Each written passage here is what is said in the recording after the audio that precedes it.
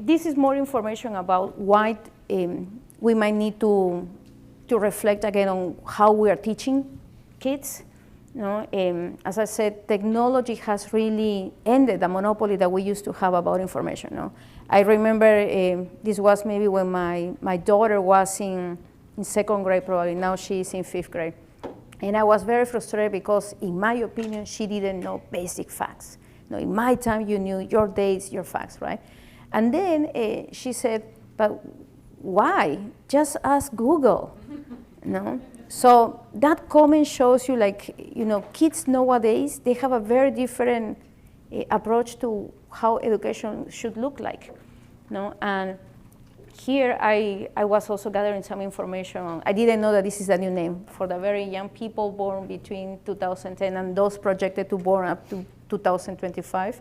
They are called the Generation Alpha.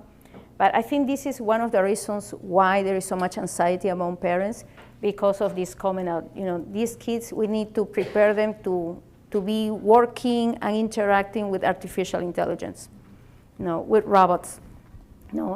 So you have seen probably in the news all of these articles about the number of jobs that we are going to be losing to automation and robotics. But I think that's one of the reasons why we see so much anxiety, not knowing where your kid should go. And in terms of careers, in my time it was very easy. You could be a lawyer, engineer, and now we're talking about professions that have not been created yet. But one of the key aspects was this idea of we need to be mindful of continuing cultivating soft skills. That people might argue, soft skills, they shouldn't be soft skills, and just in case, soft skills is communication, problem solving, creativity. I think that this is where we excel, and where this might be also our distinction with public schools, who are still abide very much into the traditional learning and test, and is more knowledge. But this is an area where we need to focus, because essentially, we have been also working with the Center for Curriculum Design at Harvard University, and what they are telling is that we need to teach kids to be learners for life, to be prepared that in life they might have different careers, and switching constantly. So what to do? I also wanted to show you the enrollment numbers. And why the enrollment numbers? Because in general, what we have seen is, this is the first time that we're seeing declining enrollment numbers. And not only for NAIS, that was 3.3%, so please don't share that with the press. But even in the South, and I just show you, numbers seem to be good. At least you have a lot of students yet. Maybe housing is going up, but we heard people relocating to the South. So why we are seeing also a decrease in enrollment? So that is something that is a little bit concerning, of course, because normally what happened before was people were able to go deeper into their waiting list, or be less, some schools were accepting kids who probably in the past they would not be accepted to our schools.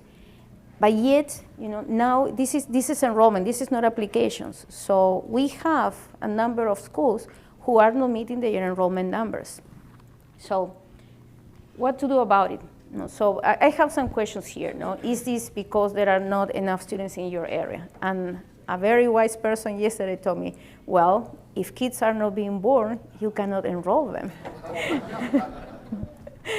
But are tuitions too high? I show you the pace of tuition increase. How is that in comparison to the increase of the pace of income increases in your area?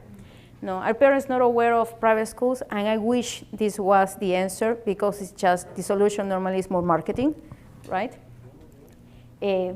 Are we not delivering what parents want or need for their children? A combination of these reasons. So, in terms of demographics, fortunately we have a bunch of tools that you can use. The census is an option. I'm just listing the ones that I'm more familiar with, the Demographic Center, MarketView, and Dazzle. But the reason for tracking this information is because it helps you to understand what is your position in your own market. As I said, you can run all this information from the demographic center, at least by zip codes.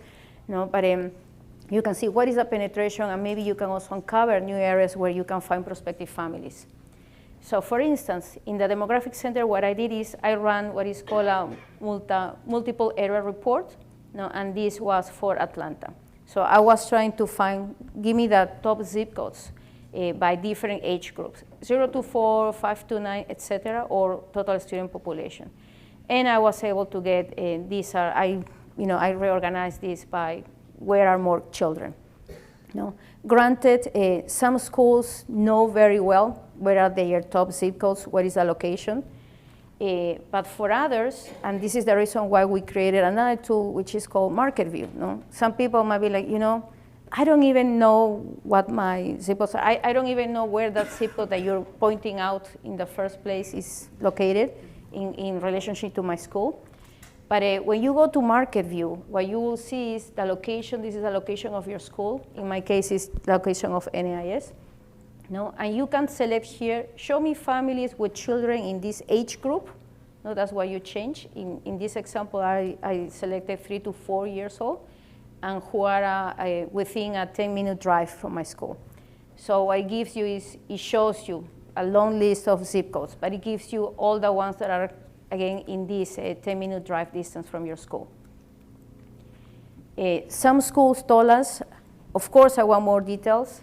So you can also check what is the gender composition of the student population and all the different race and ethnic groups, Hispanic, whites, African Americans, etc. Another thing that you can do also in this map is you can upload the list of your current families and the list of your prospective families. Why? Because it might visually help you to understand where are the pockets. If you notice that there is a concentration of families in certain areas, maybe your market penetration is good enough in that. But if you're noticing that, we have some families over here, I wonder if we can increase the market penetration in that area. So that's another thing that you can start checking.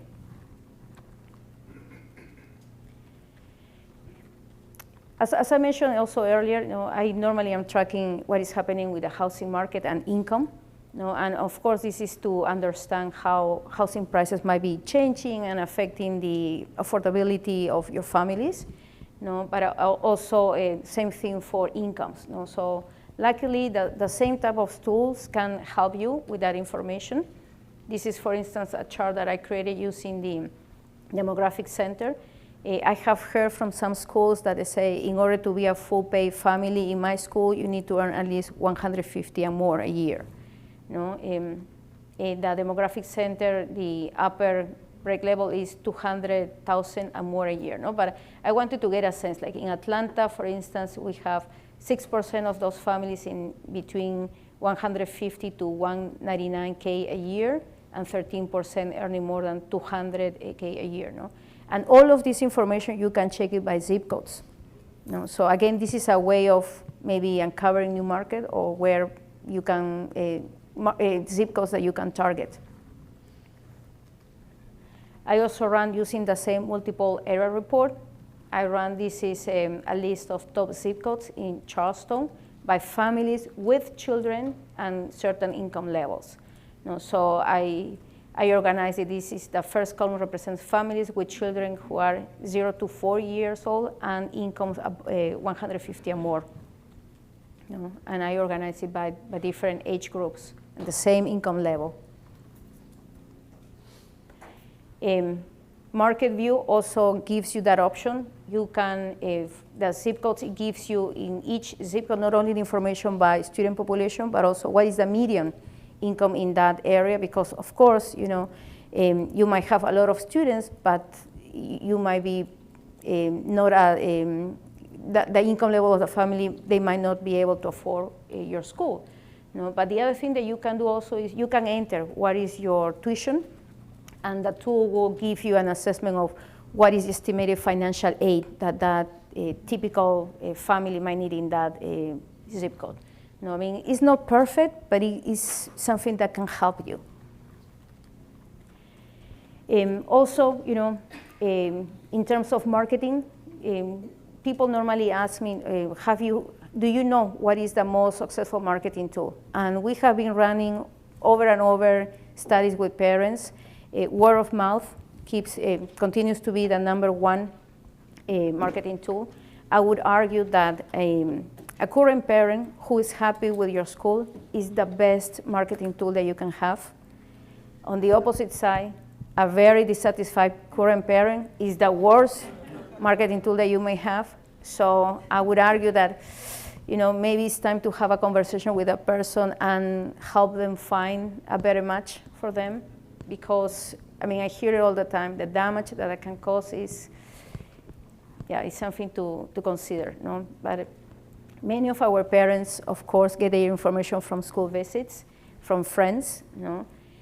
And the last thing that I wanted to share with you is what we're calling, how can you understand what is your value proposition? Why parents are coming in the first place to your school? Traditionally, we have been using parent satisfaction surveys or alumni satisfaction surveys. They give us great information. The challenge that we have with that is that beyond knowing that most of my parents don't like the music program, you don't know why. And you don't know why it's important for them. So in the last 2 years, what we have been doing is we have been conducting a lot of interviews with parents, and we found this company. They partnered with Professor Clayton Christensen from Harvard University. He's the same author of Disruptive Innovation. And this company is helping us to understand what is this approach that is called the jobs to be done. So in this framework, the idea is that consumers or parents, like in our case, have a particular job that they want each school to help them accomplish. And the job might be easy, something like help me pack a healthy snack for my kid every day. It might be like help me find a career that is fulfilling. It might be unexpected, like if you are out of business on a trip and the airline loses your suitcase, you need to buy something to wear the next day. But what this is teaching us is that it's more about listening to what the parents want to accomplish, and that's the type of progress that they want to make. So I wanted to show you the 4 jobs that we have found. The first one is, help me help my child overcome obstacles. Second, help me fulfill my child's potential in a values-aligned community. Help me develop a well-rounded person who will impact the world. Help me realize my plan for my talented child.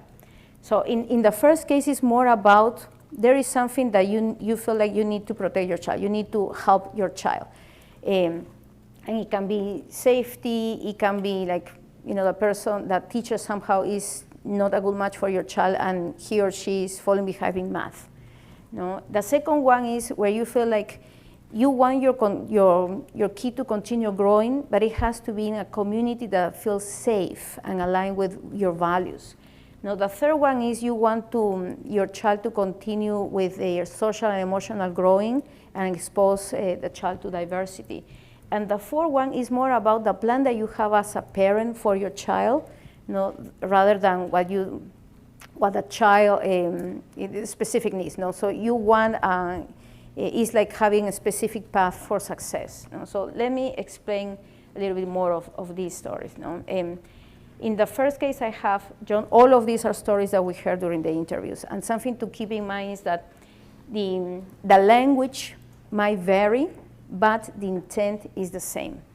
So for instance, in the case of John, when we interviewed John, he was talking about, he had a daughter who was in 3rd grade, and the daughter was struggling for a while with reading. And the challenge started where when she had to read out loud and the classmates were making fun of her. So eventually the teacher suggested, maybe she has dyslexia, which ended up being the case. So that was in their mind good news, because at least they knew what was going on.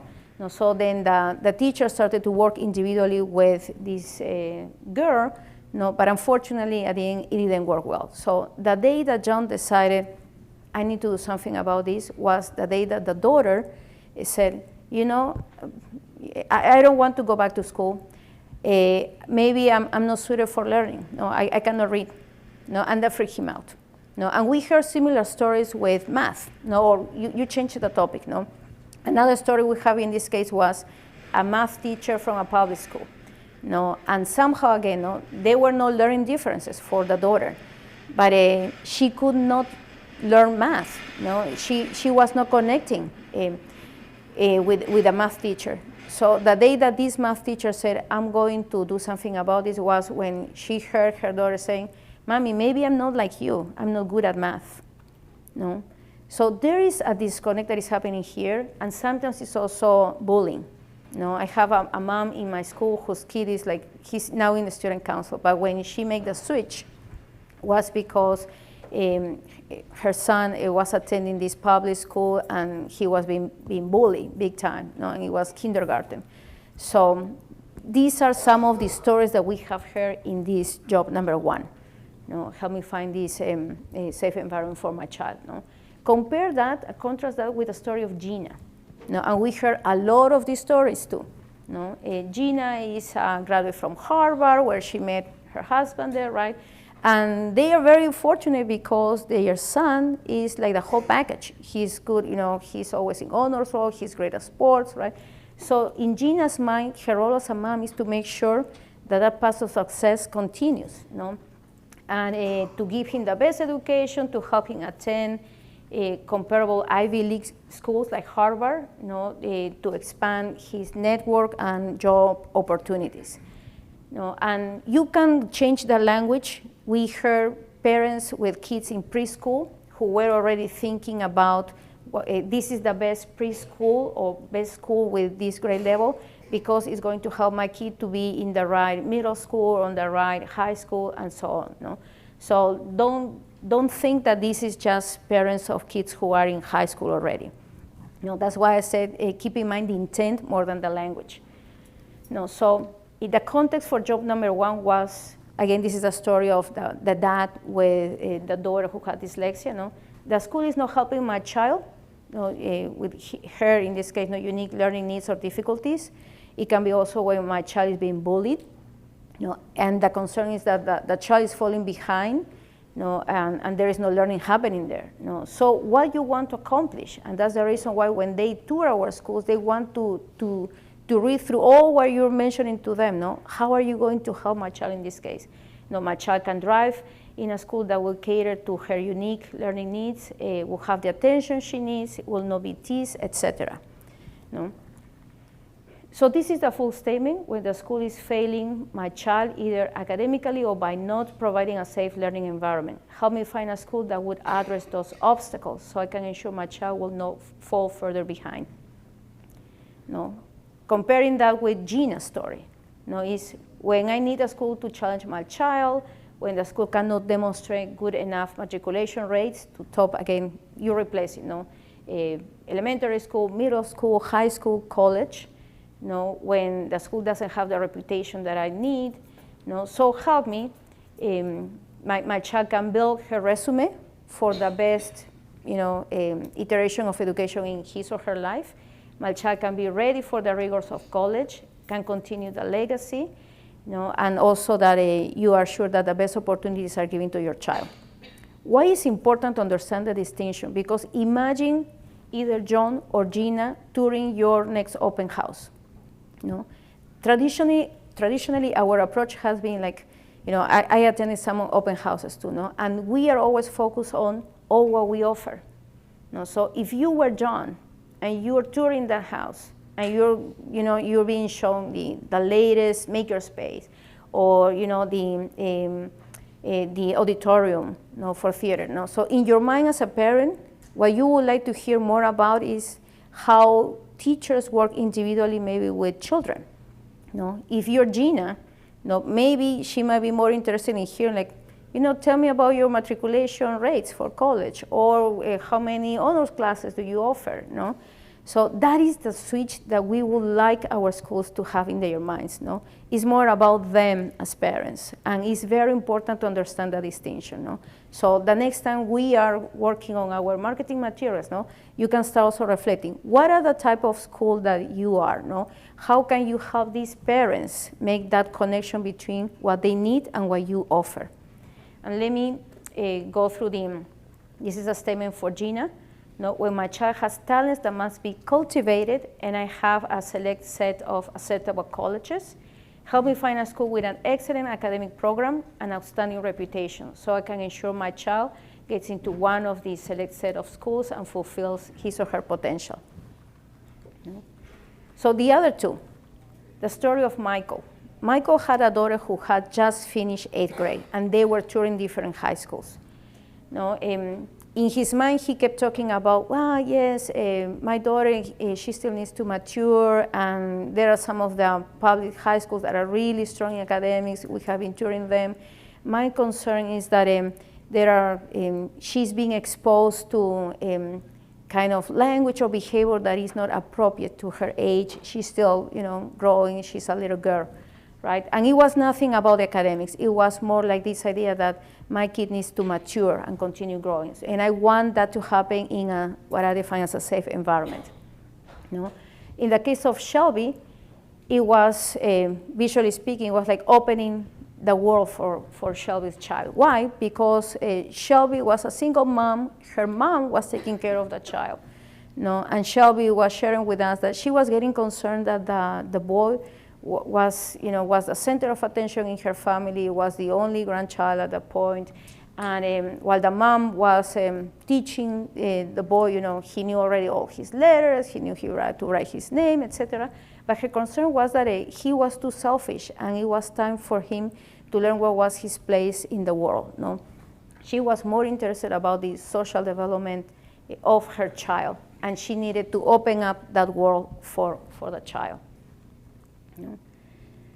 So in the context of a Michael story, when my child is intelligent and well-rounded, and when the current school does not challenge my child in academics, help me find an environment with like-minded students and families so that he can focus on the studies and excel. My child can be challenged academically or athletically, but with a balance. These are your parents who might complain about too much homework. In comparison to a Gina, they will be the parents who will say, are you kidding me? More homework. Also, my child can get a good education. These are also your parents who said, well, my boy is still, he's 12 years old, kids are still maturing. So we saw that, and we're conducting a quant study, essentially you might have received invitation from my account to participate, but essentially, we saw also a higher incidence of these parents who were the ones who were attracted to single-sex education or religiously affiliated schools. It's not necessarily that these are the only type of parents that single-sex or religiously affiliated schools will get, but this is, visually speaking, is like, I call it like a bubble, like for some reason you want your child to continue with his or her development in a space like this, versus the story of the dad with the girl with dyslexia. It was more like, no, I need my kid to be protected. And the story of Gina is more about, this is the path of success. For the job number 2, Michael, is the full statement is, when I have a child who is intelligent and emotionally mature, help me find a school that will ensure my child's continued growth, so he or she will fulfill his or her potential, mature, and be prepared for college. In the case of Shelby, when she's opening up the world for her child, is when the school is not educating the whole child. And these are some of the stories that we heard from people who switched from public schools because they were concerned that the schools were too much focused on academics, on test scores. But we also heard stories like this from some schools, some independent schools who, where again, they seem to be too rigorous on academics and not educating the whole child. The school is to focus on academics, test scores, etc., and know how to function in the world. my child is living in a bubble. This is where we hear also stories of, the importance of diversity, and they meant any type of diversity, diversity of thought, racial and economic diversity, etc. So that my child won't be a smart jerk. And all of this language, by the way, is what we heard from the parents. In the first one, she used a different term. And it was a she. No, my child will be well-rounded, and my child will understand how she fits into the world. This is the full statement. When a school is focused almost solely on test scores and academic curriculum, help me find a school that will focus on my child's social and emotional development, so I can be sure my child will be well-rounded and productive member of society. I think that the importance of understanding the jobs is that you can start asking yourself, given who you are as a school, we're hoping that this information will help you also to determine who you are not. Because most of the time, we try to be all things to all parents, and I think that that's the reason why we are not good for anyone. This is information that can help you to understand what is your niche market, and how can you also position the programs and services that you offer. So think about your own school. Do you tend to have more Ginas, more Shelbys?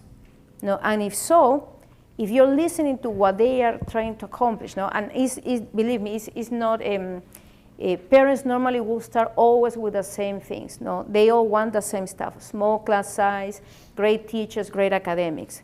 But the more you ask, oh, that's interesting, why is that? Why is that important to you? And the more we start listening to the stories, where are they coming from, we will be able to position our schools and our programs better. Let me give you another example. This is another story. We have interviewed more than 50 parents at this point. And we also have been doing surveys with parents. We have more than 1,500 at this point. But this is another story.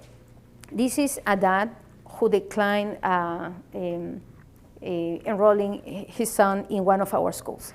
And when we were talking to him, he said, well, Tim is really good in sports. He loves basketball. And when we were touring the campus, we noticed that the core for basketball was actually shared with high schoolers.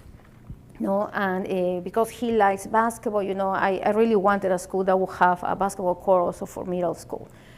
So if you hear that, and if your board hears that, the immediate response is, we need to build a basketball core for middle school, right? So the more we were asking, oh, tell me more about it, why is that important to you? And for a while he kept talking about how much his son enjoys basketball, But there was a point where he was like, well, and this is where you start listening, in the changes of the tone of voice, What was happening was that for this, that he was concerned. He said, well, Tim is still a little boy. He's in 6th grade, and I don't know if it is appropriate for him to be playing basketball with the high schoolers. High schoolers have a different set of mind, and so immediately you can get a better sense like, oh, okay, he's more in job 2. He wants this safe environment for his Timmy to continue growing.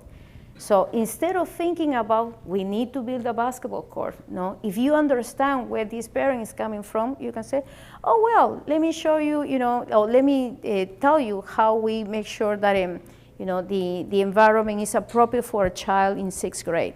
We have a grade, maybe a buddy system, where the middle schools are, partnered with high schoolers, and they show them, what to expect. So we keep it age appropriate. So there are different ways maybe that you can explain to that parent in particular why your school is appropriate for little Timmy. Another typical story that we heard from parents in this story was uniforms. And many of our schools will say, see, that's why people like about our school. Tradition, and we have uniforms. It signals discipline, that we're forming good kids. But when we were talking about uniforms, we heard some stories, especially for daughters. No? One of the moms was talking about the uniforms, and she started by saying, no, well, we toured some of the high school, but the way that some of the girls dress is very inappropriate.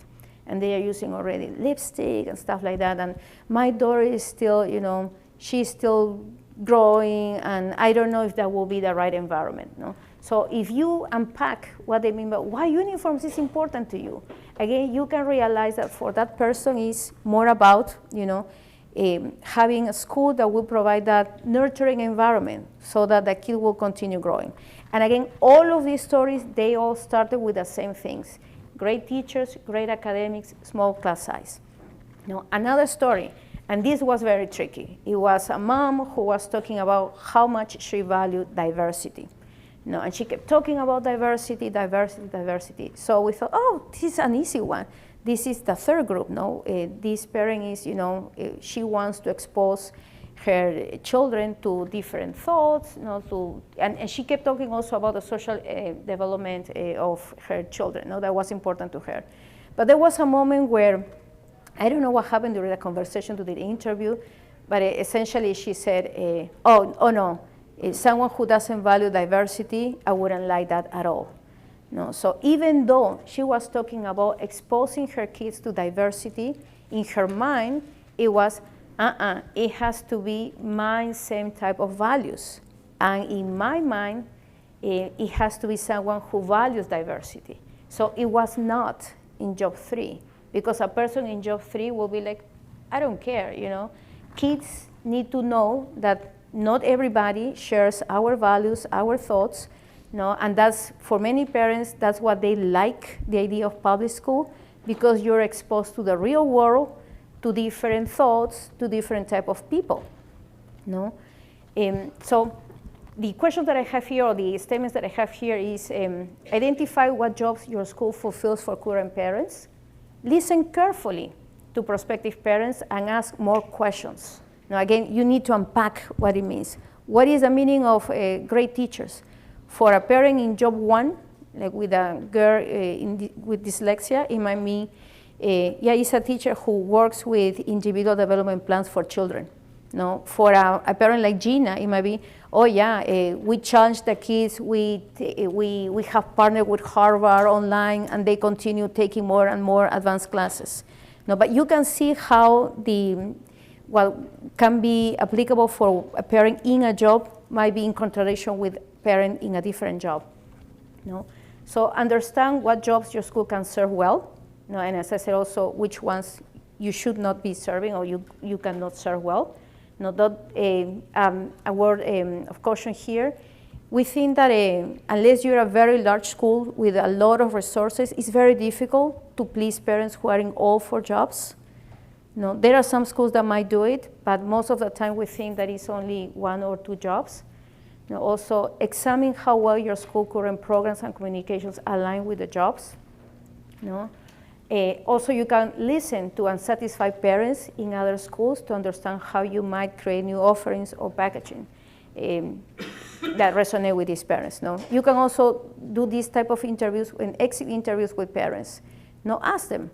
Because maybe they were a good fit for your school, and somehow the school was not able to deliver on their expectations. So these are just some final thoughts. The market is changing, and I think that we cannot afford not to pay attention to those changes, as you have seen, changes in demographics, the economy, the competition, affordability. Also our value. At the end of the day, schools will need to be compelling and not just distinctive. And that's the reason why I wanted you to spend more time on the jobs to be done for parents. And also, we run an expensive business model. As I show you, the South still seems to be doing better than Northeast and the West. The increases in tuitions are not as high as other parts of the country. Yesterday with Deborah, that was one of the things that she mentioned to her trustees and the heads who were attending the retreat. To keep an eye on how we are, not only what is happening with fundraising, but also how we are going around increasing tuition for our families. And that's all. Well, thank you.